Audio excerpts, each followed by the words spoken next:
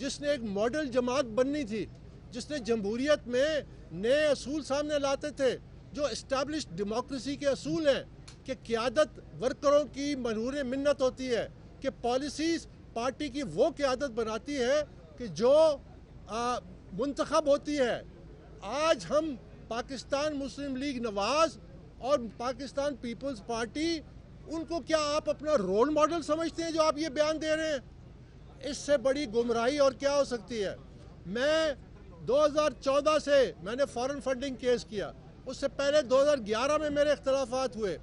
میں پہلے دن سے مجھ پہ مختلف قسم کا پروپیگنڈا کیا گیا، مجھ پہ یہ کہا گیا، کبھی کہتے تھے یہ پاناما کی وجہ سے جو کہ 2016 میں آیا تھا، پھر کہتے تھے یہ ایزی لوڈ پہ ہے، وہ جو کہنے والے تھے یہاں کھڑے ہو کے کہتے تھے وہ سارے کے سارے ڈاؤن لوڈ ہو گئے، ان میں سے ایک بھی آپ کو ابھی نظر نہیں آتا پارٹی میں۔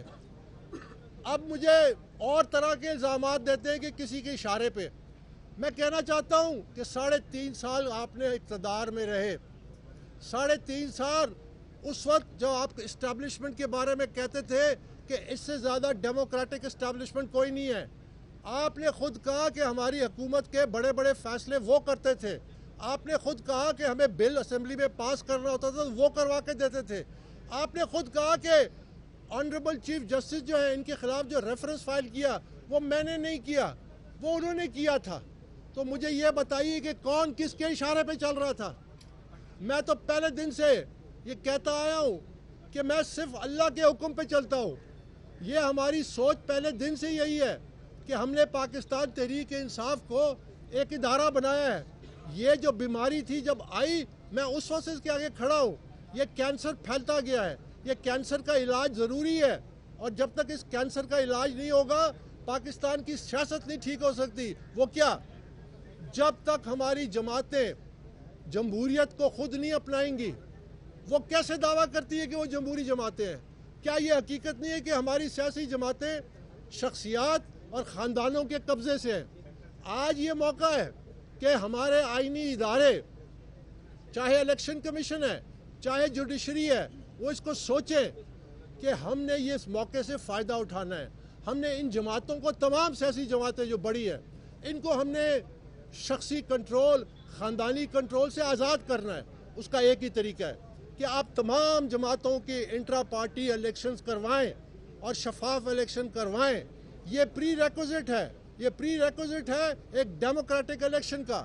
یاد رکھیے کہ جب تک آپ یہ پاکستان کی کیسی جمہوریت ہے جو لوگوں کے مسائل حل نہیں کرتی، یہ اسی لیے کہ یہ جمہوریت کے نام پہ ایک اقتدار کا کھیل ہے۔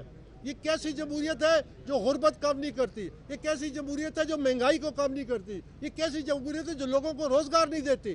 یہ کیسی جمہوریت ہے جو ہمارے ملک میں امن و امان اور ایک سکون نہیں پیدا کر سکتی؟ یہ جمہوریت کے نام پہ اقتدار کا ایک کھیل ہے۔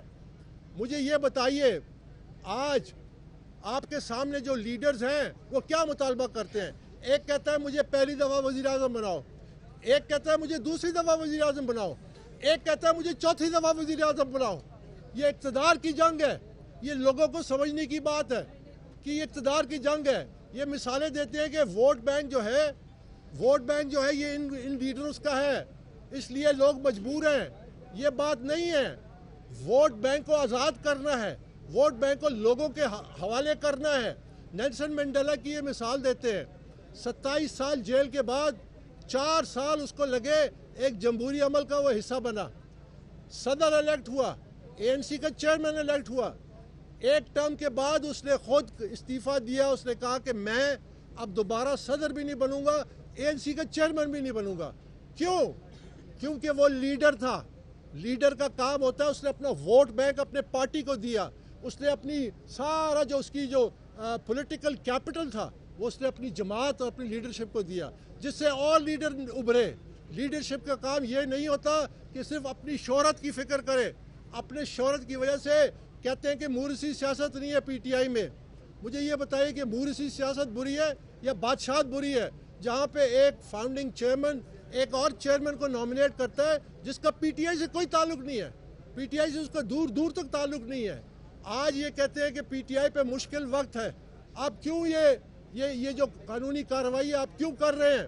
میں ان کو یہ کہنا چاہتا ہوں کہ یاد رکھیے پاکستان میں تو قوانین نافذ نہیں ہوتے. پاکستان میں قوانین نافذ کرنے کی یہ تاریخ ہے کہ پچھلے 7 سالوں میں بلوے ہوئے، حملے ہوئے، پولیس کی پہ حملے ہوئے، جوڈیشل کمپلیکس پہ حملہ ہوا، سپریم کورٹ پہ، پارلیمنٹ پہ، ایک شخص کو ابھی تک سزا نہیں دی گئی. یاد رکھیے کہ یہاں پہ اللہ کا بھی کوئی قانون ہے اور آخر میں اللہ کا قانون نافذ ہوتا ہے. تو آج جو لوگ کہہ رہے ہیں کہ پی ٹی آئی تکلیف میں ہے، ان سے یہ پوچھیں وہ کون تھے جو کہتے تھے کہ میں رلاؤں گا؟ وہ کون تھے جو بار بار کہتے تھے میں رلاؤں گا؟ وہ کون تھے جنہوں نے اپنے مخالفین پہ ظلم کیے؟ وہ کون تھے جنہوں نے میرے ساتھ جو سلوک کیا جس پہ میں زیادہ نہیں جاتا؟ آپ کے سامنے یہ حقیقت، جب آپ کہتے ہیں میں رلاؤں گا تو اللہ کی قدرت آپ کو رلاتی ہے. یہ اللہ کا قانون ہے. اللہ کا قانون کہتا ہے کہ اگر آپ ظلم کریں گے تو ظالم کے ساتھ برابر ظلم ہوگا. یہ میں نہیں کہتا، یہ قرآن مجید کہتا ہے. یاد رکھیے کہ یہ جس عمل سے گزر رہے ہیں اس میں میرا کوئی قصور نہیں ہے، میں اس کا ذمہ دار نہیں ہوں. یہ خود ان کے اعمال ذمہ دار ہیں. انہوں نے اس نہج تک سیاست لائی جس کی میں نشاندہی بار بار یہاں پہ کرتا تھا. 2014 سے میں یہاں پہ کرتا تھا. یہ راستہ غلط ہے، یہ راستہ تباہی کا ہے. اس سے نقصان ہوگا، پارٹی کو نقصان ہوگا، ملک کو نقصان ہوگا، معیشت کو نقصان ہوگا، اداروں کو نقصان ہوگا. جب میں بار اس کی نشاندہی کرتا تھا اور یہ اپنے تکبر میں نہیں چھوڑوں گا، اور یہ اپنے تکبر میں اپنے سیاسی مخالفین سے جو سلوک کرتے تھے، جو ظلم کی داستان ہے، تو آج ان پہ جب مشکل وقت آیا ان کو سوچنا چاہیے کہ یہ معاملات یہاں ختم ہو جانے چاہیے. یہاں پہ یہ جو پاکستان میں سیاسی ایک ٹریڈیشن ہے کہ آج کا ولن کل کا ہیرو اور کل کا ہیرو آج کا ولن، یہ ختم ہو جانا چاہیے. اس کا ایک ہی طریقہ ہے، آپ سیاسی جماعتوں کو جمہوری بنائیں، اس میں ڈیموکریسی لے کے آئیں. اور میری یہ اپیل ہے، کیونکہ یہ معاملات اب آگے جائیں گے اور بڑی تیزی سے جائیں گے اور شاید ہائیسٹ فورمز تک جائیں، کہ جب تک آپ کے الیکشن کے بنیادی تقاضے نہیں پورے ہوتے، آپ ریسائکلنگ آف پولیٹیکل ویسٹ ہوتا ہے. آپ اسی لیڈرشپ کو دوبارہ ایک نام نہاد الیکشن پروسیس سے گزارتے ہیں، وہ پھر آتے ہیں، لوگوں کی امیدیں پھر بڑھتی ہیں، اس کے بعد پھر ڈیش ہو جاتی ہے. کیونکہ آپ کے سیاسی نظام میں پاکستان میں جو قابل لوگ ہیں وہ لیڈرشپ رول میں آ ہی نہیں سکتے. یہاں راستے بند ہیں، یہاں سب کے راستے بند ہیں. تو اس لیے میرے یہ جو ساری ایفرٹ ہے وہ یہ ہے کہ پاکستان کی سیاست میں ایک بنیادی تبدیلی آئے، لیول پلینگ فیلڈ ملے عوام کو، لیول پلینگ فیلڈ ملے ورکر کو، ان کے حقوق کا تحفظ کریں، ان کو یہ اختیار دیں. پارٹی سے شروع ہو کے سیاسی جماعتیں جمہوریت کی فاؤنڈیشنز ہیں. جب فاؤنڈیشن کھوکھلی ہیں اس پہ کوئی عمارت نہیں بن سکتی، اس پہ کسی قسم کا یہ سب ڈھونگ ہے. یہ جمہوریت کے نام پہ اقتدار کی ایک جنگ ہے، ہم وہ جنگ لڑ رہے ہیں. بہت بہت شکریہ.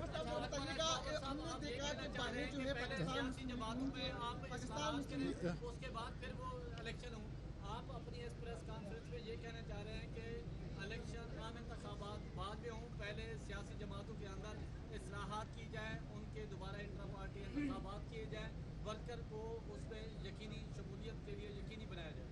دیکھیے میں یہ سمجھتا ہوں کہ انٹرا پارٹی الیکشنز پہ اس کو وہی اہمیت دینی چاہیے بلکہ اس سے زیادہ جو قومی الیکشن میں ہوتے ہیں، کیونکہ قومی الیکشن کی بنیاد شفافیت کی، لیڈرشپ کی انٹرا پارٹی الیکشن ہے. اور یہ جو ابھی ہم نے عمل شروع کیا ہے، آپ یہ یاد رکھیے کہ اس سے بہت شعور پیدا ہو رہا ہے، بہت لوگوں کو پتہ چل رہا ہے کہ انٹرا پارٹی الیکشن کی اہمیت کیا ہے. یہ بھی ہم جمہوریت کے لیے کر رہے ہیں، یہ بھی ہم جمہوریت میں اپنا حصہ ڈال رہے ہیں. جہاں تک اس عمل کی وجہ سے نیشنل الیکشن کی تاریخ پہ کیا اثر پڑتا ہے، یہ اداروں کی ذمہ داری ہے، یہ آئینی اداروں کی ذمہ داری ہے. ہم یہ کہتے ہیں کہ اگر آپ یہ بنیادی تقاضے جمہوریت کے پورے نہیں کریں گے اور الیکشن کرائیں گے، پاکستان کا بحران مزید بڑھے گا، پاکستان کی معیشت مزید، انسٹیبلٹی مزید بڑھے گی. کیونکہ میں یہ پوچھنا چاہتا ہوں، پاکستان تحریک انصاف کے یہ جو وکلا ہیں جو اس وقت پارٹی پہ قبضہ کر رہے ہیں، میں ان سے یہ پوچھنا چاہتا ہوں کہ جس قسم کا ناٹک انہوں نے کیا 2 دسمبر کو، یاد رکھیے اگر اس عمل پہ آپ چلے، مجھے افسوس سے کہنا پڑتا ہے کہ آپ لوگ دعویٰ کرتے ہیں عدالتوں میں کہ آپ democracy, constitution and fundamental rights کے ڈیفینڈرز ہیں. آپ کیسے اس شام الیکشن کا حصہ بنتے ہیں؟ آپ کیسے اس کو ریشنلائز کرتے ہیں؟ اگر آپ نے اس کو یہ جاری رکھا اور فروری 8 کو الیکشن ہوتے ہیں تو اس سے بڑا ڈاکہ پڑے گا. پھر آپ کے پاس کیا مجاز ہوگا شفاف الیکشن کا؟